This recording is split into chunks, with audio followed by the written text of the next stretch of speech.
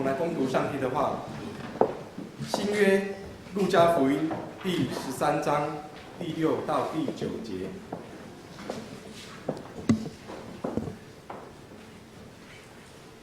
路加福音第13章第6到第9节。投影幕那边应该是打错的。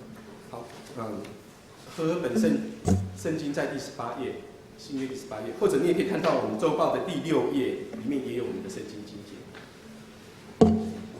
荧幕上是错误的，是路加福音，不是马太福音，这页数也不对。所以可以请看那个周报第6页。于是用比喻说，一个人有一棵无花果树栽在葡萄园里，他来到树前找果子，却找不着，就对管园子的说：“看啊，我这3年来到无花果树前找果子，竟找不着，把它砍了吧，何必白占地土呢？”管园子的说：“主啊，今年且留着，等我周围掘开土，加上粪，以后若结果子便罢，不然再把它砍了。”请郑牧师讲道，题目是无花果树的意象。我们同心来祷告。慈悲的阿爸父神，在2012年的第一天，我们就到主的面前来献上我们的感恩。我们为了有这样的福气，献上我们真诚的感恩。同时，我们也为了2011年，我们在昨天晚上刚好经过，也为了在去年中间神你的带领，神你的照顾，我们献上满心的感恩。我们祈求在一个年的开始，我们就将此，今年我们要呈现在主你的面前，我们要奉献在主你的面前，求主你来带领我们今年所要经过的都能够合神你的心意。我们盼望从圣经中间来领受到你的话语，要给我们的教训。求主你赏赐我们每个人谦卑敬虔顺服的心来领受，也赏赐我们有属灵的智慧，开我们的心眼，让我们能够明白。祷告奉靠主耶稣基督的名求，阿们。大家平安。虽然是元旦，是新的年，不是旧历年，我们还是要说一声新年快乐。我们请大家彼此互相的请安跟祝福。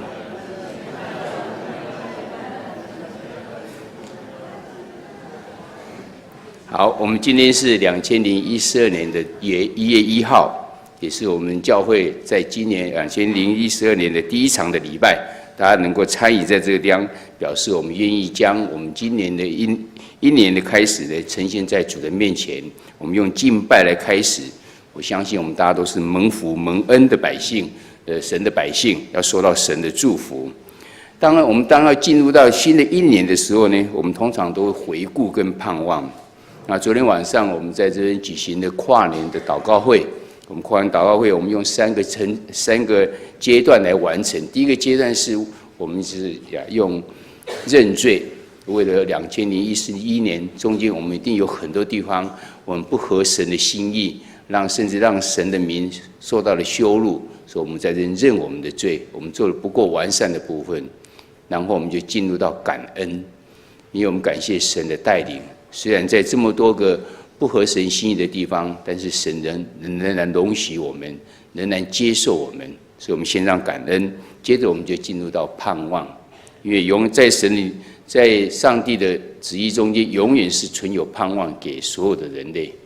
所以我们带着盼望进入到我们今年2012年，有参与的人，我相信。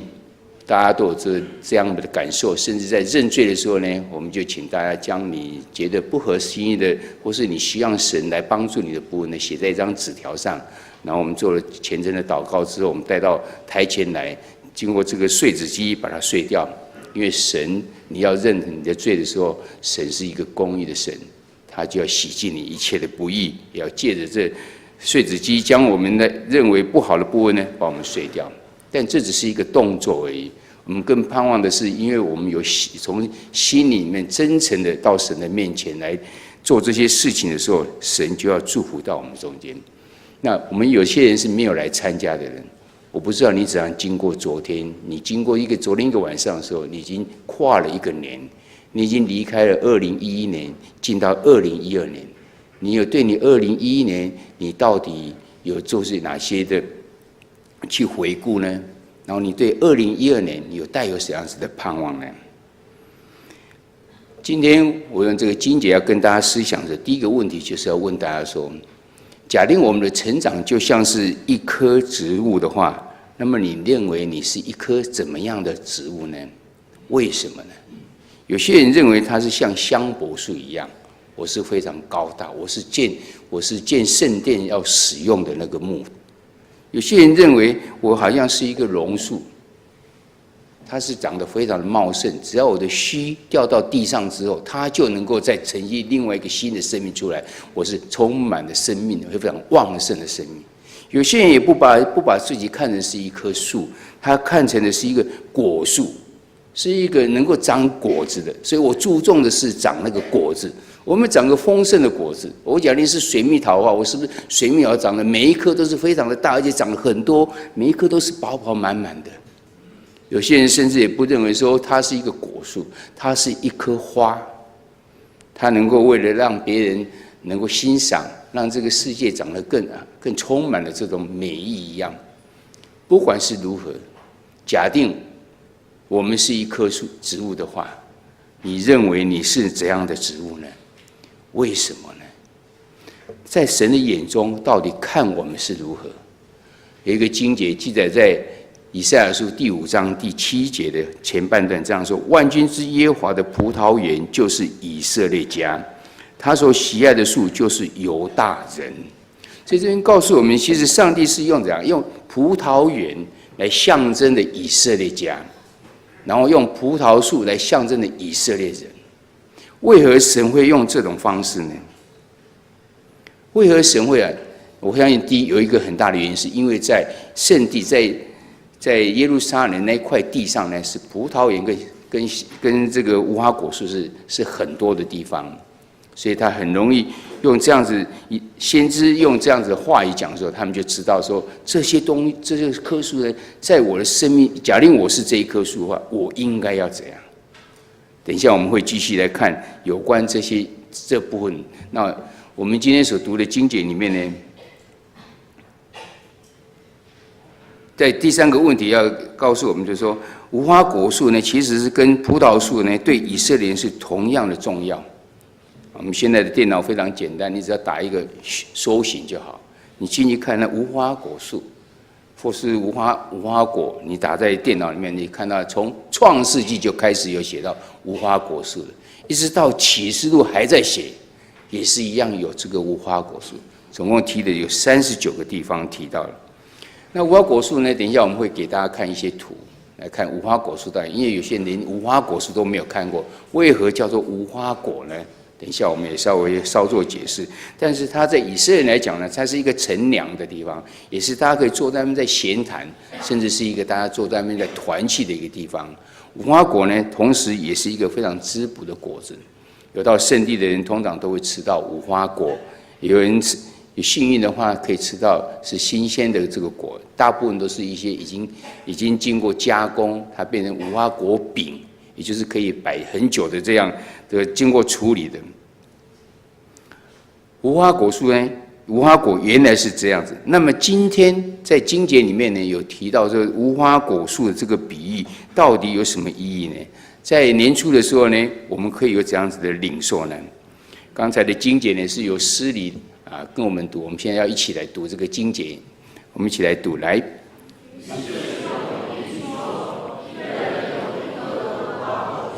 栽在葡萄园里，他来到树前找果子，却找不着，就对管园的说：“看啊，我这3年来到这无花果树前找果子，竟找不到，把它砍了吧，何必白占地土呢？”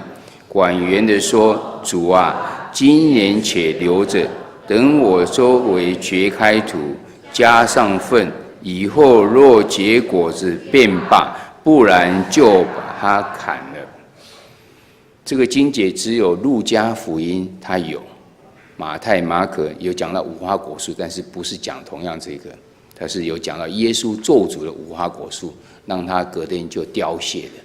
但是这个经节只有路加福音有写，我们要注意它的连接词。第一个字讲到怎样？于是，表示说这个比喻是前面因为有发生了什么事情之后，然后耶稣才讲这个比喻。那到底前面发生了什么事情呢？我们回家可以自己去看，在路加福音第3章第1节到第5节，他讲了2件事情。这2件事情呢，第一个是讲说比拉多在与加利利人他们在献祭的时候将他们杀了。那犹太人通常会将一个人所发生的事情跟他到底是不是犯了罪，把它连结在一起。所以，他们显然就马上想说，那些献祭人一定是有罪的。耶稣说不是。第二件事情是讲西罗亚楼一个大楼呢，它倒塌了，结果死了18个人。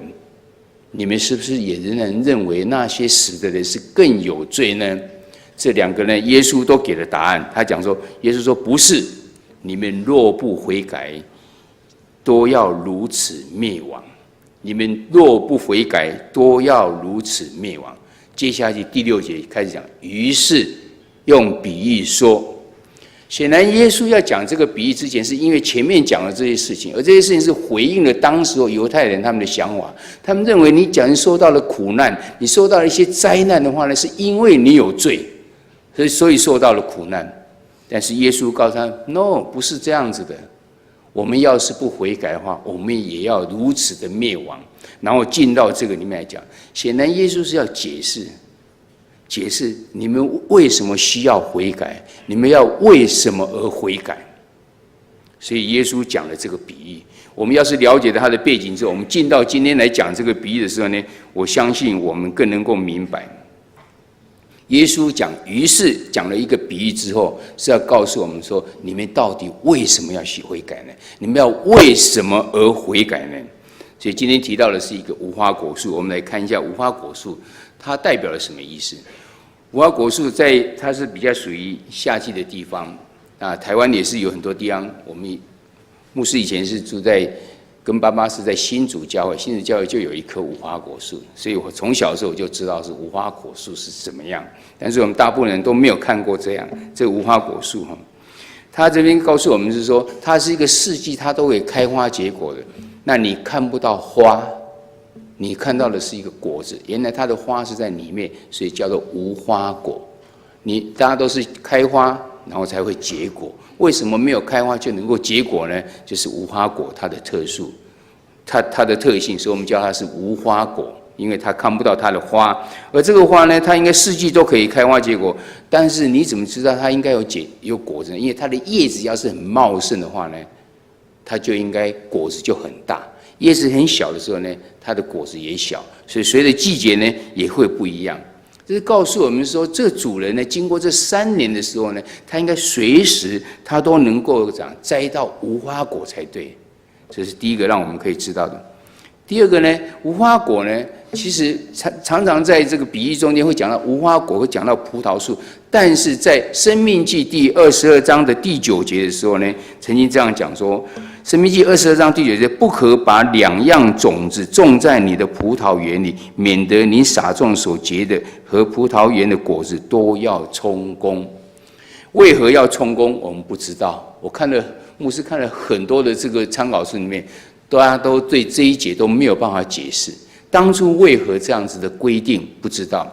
他们尝试着要解释的时候，我可以认同这种解释是说，假定你在同样一个葡萄园里面有2种不同的果子的种在那边的时候呢，很显然这不是一个很单纯的一种环境之下，而且彼此会受到影响。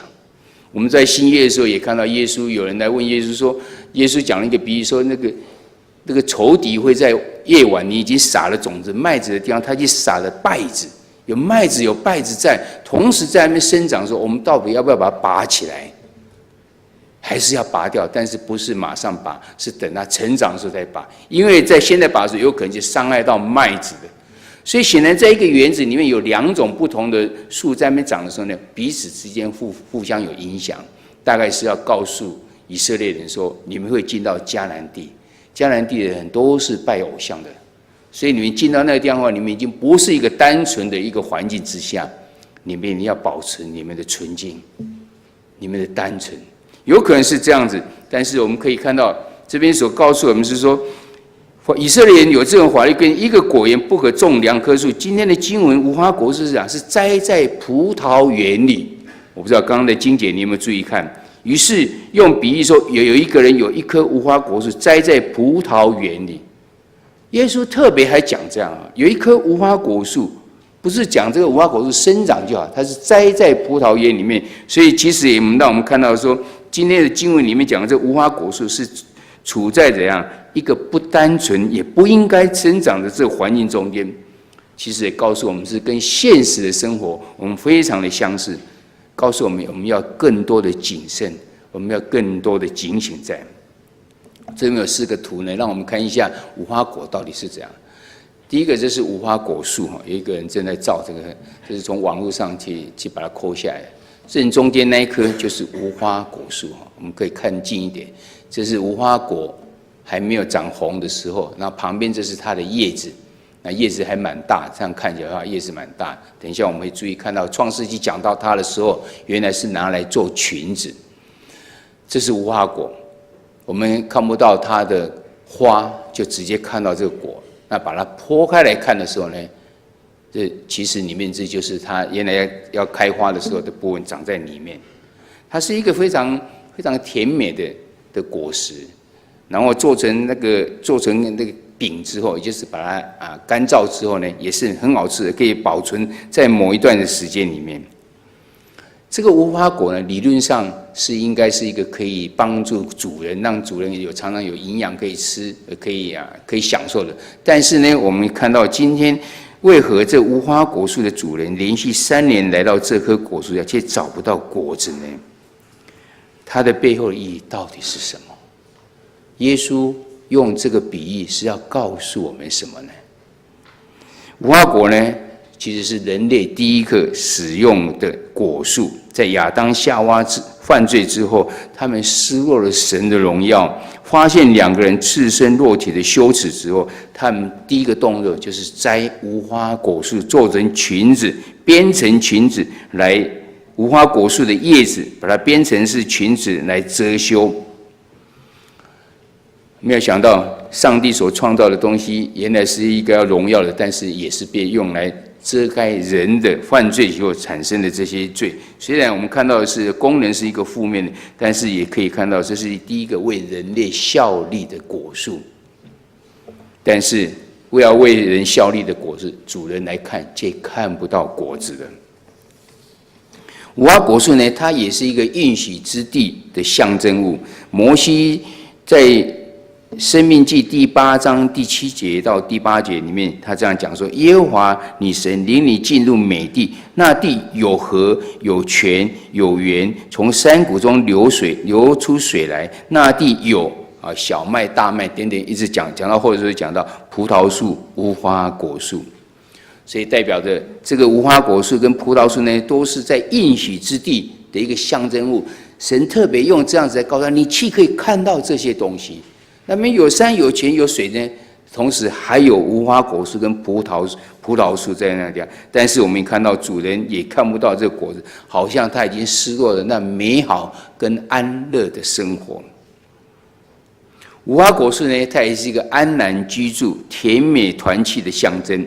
在列王纪上第4章第25节，这边告诉我们说，所罗门在世的日子，以色列人多在自己的葡萄树和无花果树下安然居住。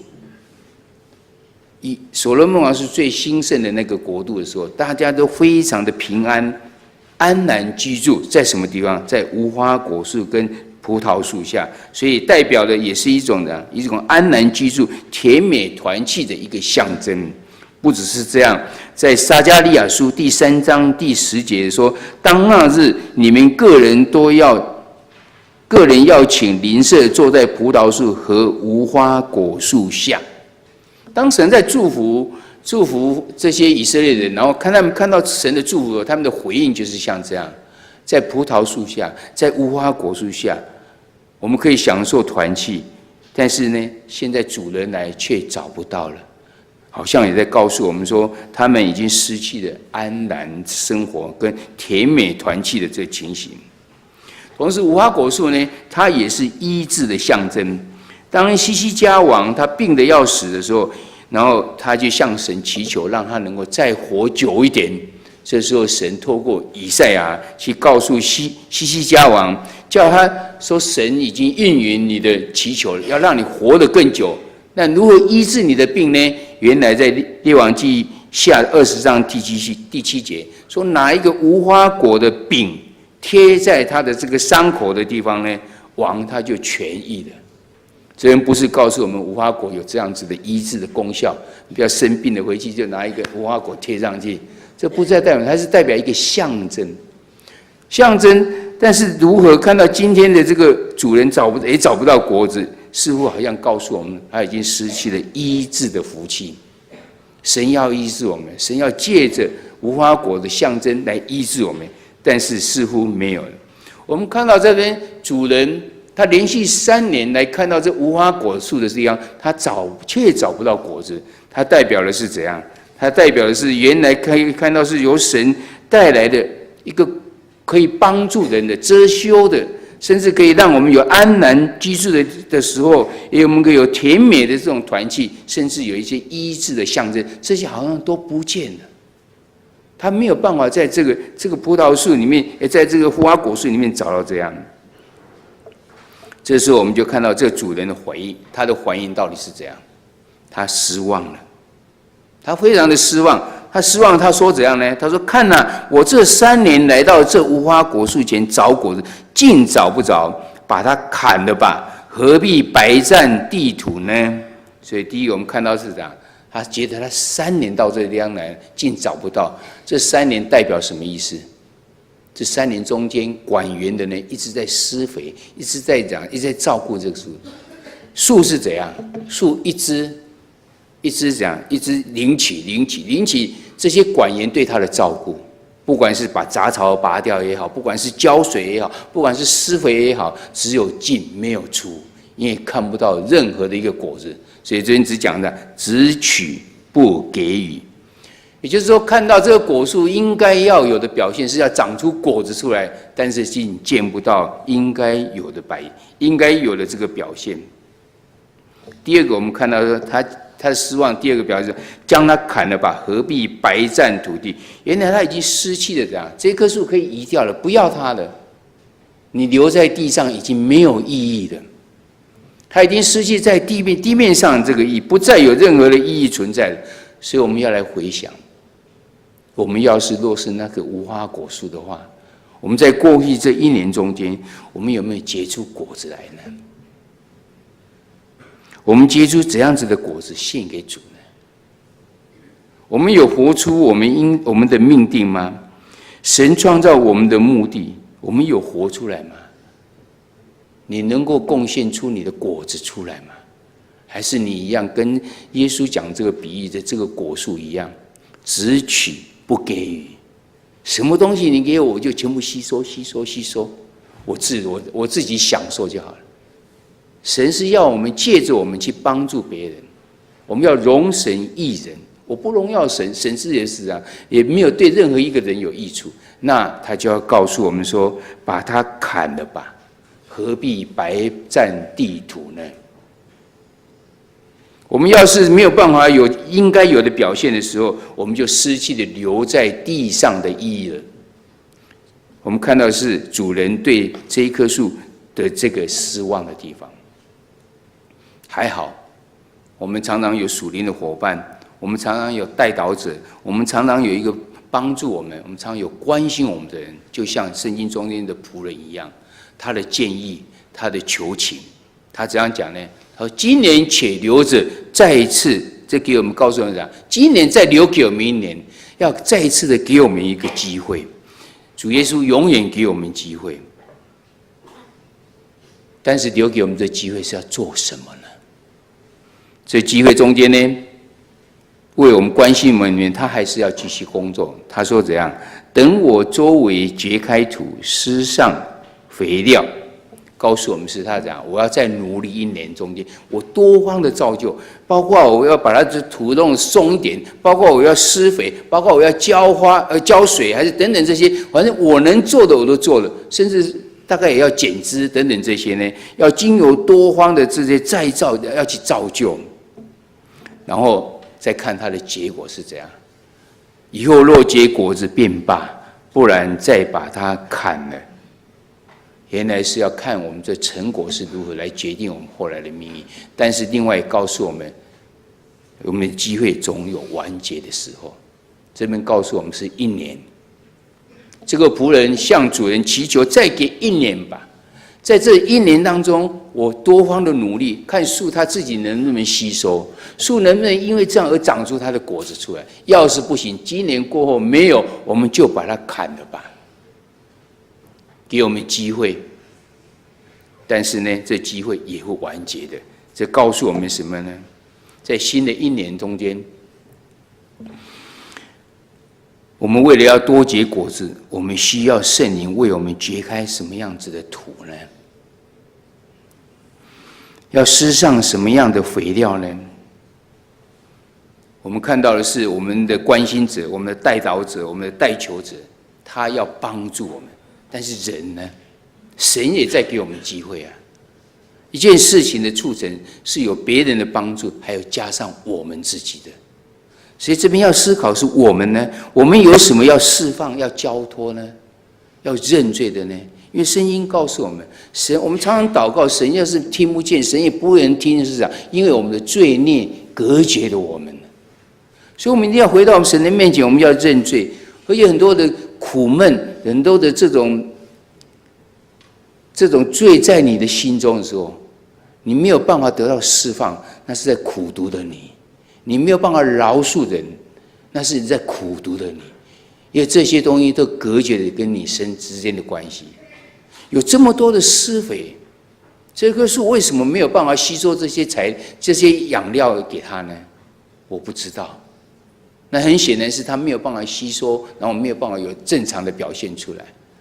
我们有多方的努力，有代祷者多方的努力，教会有多方的努力，要来帮助大家，要施了很多的肥，然后要给我们很多，把我们的土能够弄得更松一点，是盼望我们所有的施肥这些东西呢，都能够成为你的帮助。但是你要是不释放，你要是不愿意将你心中这些没有办法对你没有帮助这些东西，你要不去交托的话呢，你不认你的罪的话呢，我相信这些施肥也没有办法。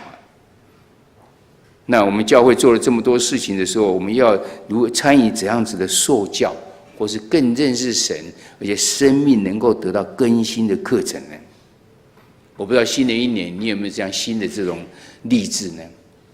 我们从去年11月就开始讲。我们盼望我们每日新眼光继续读，同时我们又增加了这一本每日研经释义。因为我们经过1年中间，牧者已经开始一直在看，而且经由我们的牧者的一个研经释义的这个读经会呢，我们在这看这一本，我们看到这一本相当的不错，它是一个照着圣经节逐渐逐章这样子读，然后里面在5年之内你就可以把圣经整个读完。我们很多人都还没有圣经读完一遍，因为你找不到一个时间，不知道怎么去读，读了也不知道，读到一半好像看不懂就停下来了。这本可以帮助你，你只要跟着他走的话，每天只是看1页而已。有一个经节看完之后，这边有一个解释，这解释是对这个经节的解释，是站在作者的立场去写的，所以对你的研经、对圣经的了解非常的有帮助。所以我们从11月就开始等，我们到目前有107个人登记买了127本。107人，你觉得你满意吗？我们教会是500多人在聚会的，只有20% 的人买了这一本。有127本是因为有些人他家里有2个人、4个人，他就买2本、4本。我们更盼望有更多人。你要是没有买了这一本，没有来参加教会的祷告会也没有关系，在家里自己可以读，因为读了一定对你认识上帝的话语有帮助。你越认识上帝的话语的话，你的思想、你的心思意念就跟着改变，随着上帝的话语的话去讲、去走、去想，你就越能够活出神要你活出的样式出来。潜移默化之间就帮助我们。从每天这样读经，新眼光读经也是很好。新眼光是用读者的立场，你看了这个经节之后，你第一个反应是什么？作者帮我们写新眼光的人就将他的看法写出来。你有时候会同意他，有时候你不会同意他，没有关系，因为这是站在读者的立场。这一本呢所写的呢是站在作者的立场，当然作者离我们有1-2千年以上，我们怎么能够知道他的意思是这样呢？但是经由很多个学者，他们彼此的讨论的时候，有很多注释书出来的时候，在告诉我们大概8、9不离10是这个意思，很中肯的讲出来，让我们不会走偏掉。我相信用种种的方法呢，都是要让我们能够好像就在施肥，在揭开土，然后把施肥让我们能够茁壮起来，让我们能够吸收这些东西，让我们能够越合神的心意。仆人的建议跟求情，就像是关心你的人对你的关心，为你的祷告；教会关心你，为你预备了很多个课程，预备了很多的事工，做什么？就像他是在掘这个土，在施这个肥，为了让我们能够得到成长，为了让我们在今年中能够结出果子出来，为了让我们不要在主人来看我们这一棵果树的时候，竟然都看不到它应该要有的呈现出来，就是应该要结的果子。这是今天所告诉我们无花果树它的意象到底是什么。所以我们从结论跟问题思考来看，无花果树呢，它不只是代表我们每一个人，同时它也代表了国家民族。我不知道你是否对我们觉得我们国家是让神失望了吗？最近在选举的时候，我们应该可以常常看到这些选举，他们去到各处去拜票。我们的国家的领导者以后要选总统，以后会当我们总统，他们都到庙里面去拜。我不知道你看到那种情景，你会觉得是这样？是不是已经看到旧约以色列人他们这样子离开神的道之后，然后国家就开始受到神的惩罚？牧师有这种深深的感觉，我们看到都是这个样子。要引导台湾要走的领袖，他们带领的是竟然是像一个假神在那边敬拜。你觉得我们台湾合神心意的吗？你就应该可以看到我们基督徒的责任有多么的重大。我们应该怎样子将我们所认识这个真神来告诉更多的人能够知道呢？所有世界上10大最进步、最兴旺的国家里面，有9个国家是基督教国家，也就是他们的信基督教信仰的人是超过1半以上的人。唯一不一样的是日本，日本不是基督教国家，其他通通是这样。很显然，就从旧约里面也是告诉我们，神在告诉我们：你若是照着我的话去走，你遵行我的典章律例的时候，神就祝福在我们身上。我们台湾显然是差很远，可以看到我们假定我们是神眼中的葡萄树园、葡萄果园、无花果园的话，这个果园显然是没有结出它应该结的果子。我们每一个人也是一棵无花果树，在过去1年中间，你不知道结了多少果子献给主人呢？献给我们的主呢？我们对神国的贡献到底是如何呢？我们有让我们的神的国增加的人吗？我们有让神得到的荣耀吗？我们有荣神益人吗？新的1年里面，我们到底要结出多少的果子来献给主人呢？这是讲到我们个人的部分。你愿意在生活中间结出圣灵的果子吗？圣灵的果子有9个象限可以呈现出来，你还记得这9样吗？仁爱、喜乐、和平、仁爱、恩慈、良善、信实、温柔、节制。你还记得这几个果子吗？这果子要在你的生命中间呈现出来。你要是忘了它，你怎么能够呈现出来呢？你愿意顺服主的大使命，结出福音的果子出来吗？愿意去向人家传福音吗？你有要立志在今年中有向几个人传福音？我带几个人到教会来吗？你愿意每天要结出嘴唇颂赞的果子吗？这都是讲到非常私人的部分。我们第一个已经看到，我们对国家的盼望，我们应该尽的责任是什么？那我们个人应该要是如何呢？耶稣告诉我们说，在马太福音24章32节到33节说：“当无花果树发嫩长叶的时候，夏天就近了。同样，你们看见这一切的兆头，也该知道人子近了，正在门口了。”主再来的日子真的是已经临近了，我们应当如何结果子来献给主人呢？我们看到最近的这些世界的碰到的这些灾难不断，而且是越来越大。就好像圣经中间在预言主要再来之前的征兆一样，这在告诉我们，主再来的日子真的已经很靠近，已经很紧迫了。我们要结怎样子的果子呢？最后一个让我们思考的是，无花果树也是象征的团契。今天我们要邀请谁到我们的无花果树下来坐坐呢？我们要去谁的无花果树下来乘凉呢？我们要向哪些人来建立更亲密的团契关系？或者是我们在去年开始推动的迦南文化，真诚感恩给予和睦创新，你能够将这些迦南文化显明出来吗？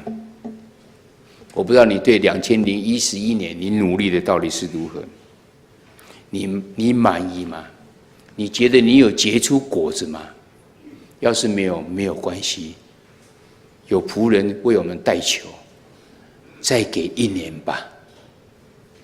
主人要再给我们这个机会，这机会中间，这些管园子的人，他要把它挖土、掘土，要施肥。同样，在我们每个人生命中间，彼此之间有很多的机会，不管我们属灵伙伴，不管我们的聚会，不管教会的活动，这些都是在帮我们掘土，帮我们施肥。你有吸收吗？你吸收之后，你有长出应该要有的结果吗？你能够结出这个果子出来，应该要有的果子吗？若是没有的话，这机会不在了，只给我们1年而已。这对无花果树是1年，我不知道神要给我们多少年，但是记得它是有终止的时候。我们不要成为那白占地土的人。若是它不结果子，就把它砍了吧。我们盼望那时候到的时候，我们不是被砍的。当主再来的时候，看到我们是一个长满了果子的一棵果树。盼望在2012年的时候，我们每个人能够紧紧抓住神，好好的认真再去寻求，来明白神的话语，让我们生命能够得到改变，让我们主人来看的时候，我们是一棵长出果子的无花果树。愿神祝福我们所有的人，同心来祷告。慈悲的阿爸父神，在2012年开始的时候，我们到神你的面前，将我们今年贡献在主你的面前，求主你来带领，但也给我们深深的思考。我们就像那无花果树的话，当主人来看，经过3年之后，竟然没有结出果子出来。我们感谢神，在我们过去的时日中间，我们没有做很好的见证，我们没有让神灵得到荣耀，没有对人有益处的时候，你要告诉我们，再给你一个机会。但这机会总有结束的时候。我们在这机会还没结束之前，我们能不能尽我们的能力？我们能不能努力将我们该付出的代价，让我们这棵果树能够长出果子出来，能够有所贡献，能够看出我们活在地面上的真正的意义。求神灵帮助我们，带领我们2012年前面要走的道路，能够结出满满的果子出来，能够荣神，也能够益人。献上我们的感恩与祈求，这时候我们要同心用台湾基督长老教会的信仰告白来告白我们的信仰。我们信上帝创造统治人与万物的独一真神，他是历史与世界的主，施行审判与拯救。他的儿子从圣灵投胎，由童贞女玛利亚降生为人，成为我们的弟兄，就是人类的救主耶稣基督。借着他的受苦，钉十字架，死复活，彰显了上帝的仁爱与公义，使我们与上帝复和。圣灵就是圣灵，住在我们中间，赐能力，使我们在万民中做见证，直到主再来。我们信圣经是上帝所启示的，记载他的救赎，作为我们信仰与生活的准则。我们信教会是上帝人民的团契，蒙召来宣扬耶稣基督的拯救，做和解的使者，是普世的，且根植于本地，认同所有的住民，通过爱与受苦而成为盼望的记号。我们信人借着上帝的恩典而悔改，罪得赦免，以虔诚、仁爱与献身的生活归荣耀于上帝。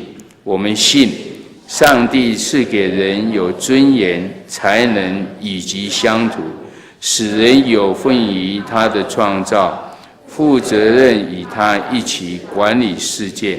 因此，人有社会、政治及经济的制度，也有文艺、科学，且有追求真神的心。